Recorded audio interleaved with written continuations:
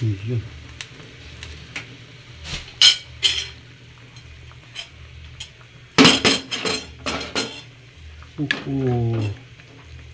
Sarap.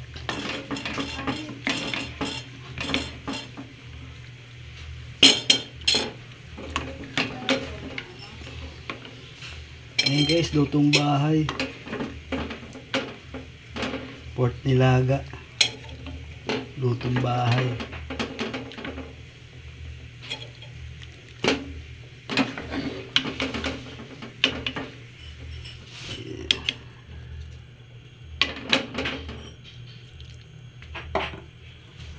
May nag-request na naman sa akin.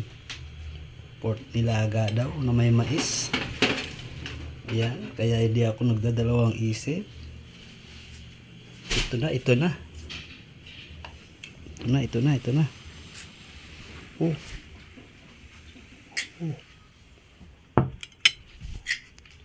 Ang init. Ayan.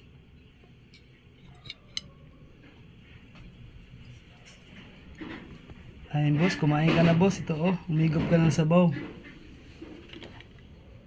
Umigop ka ng sabaw. Sarap nito oh. Nagkakaldo-kaldo na oh, malapot-lapot na. Oh. Lambot na ng ano. Yung karne niya. Ayan na, para lumakas ka dito.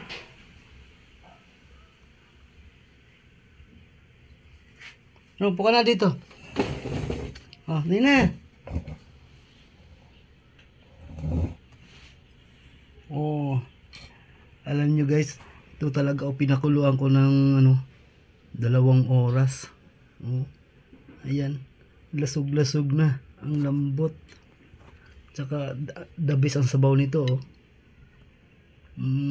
Para ba siyang nagki-creamy na sa sobrang tagal kong pinakuluan. Tapos yung mais oh, press na press. Binili ko 35 isang piraso lang. Napakamahal na ng bilihin ngayon. Grabe, sobra. Yan, bumili ako ng halagang 220 na baboy. Ito lang, kunti lang. Susunod, di na ako magluto. Bibili na lang ako ng lutong ulam. Ay, ubos pa yung gas mo. Tagal mong lutuin bago pirambot lang yung ano.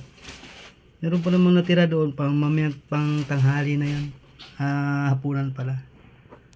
Ayan, shout out sa inyong lahat dyan. Ayan. Paki-comment na lang. Paki-send na lang para malaman ko kung saan dumating yung ano. Saan nakakaabot yung ano. Yung commentator. Ayan guys, thanks for watching. God bless you. Ayan, tanghalian na po. Kain tayo.